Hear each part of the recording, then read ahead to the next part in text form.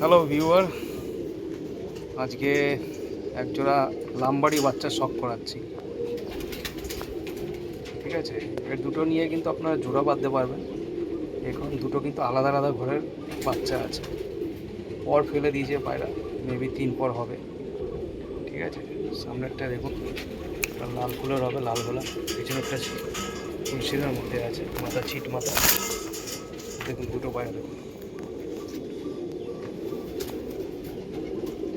একটু ওপরে পায়রা আছে। হ্যাঁ, একটু বুঝতেই পারছেন, একটু দাম পড়বে পরে বাচ্চা। লামবাড়ি জোড়া আছে, আর পা দেখুন একদম নালি পর যেটা হয় সেটা হবে, আরও বড় হবে।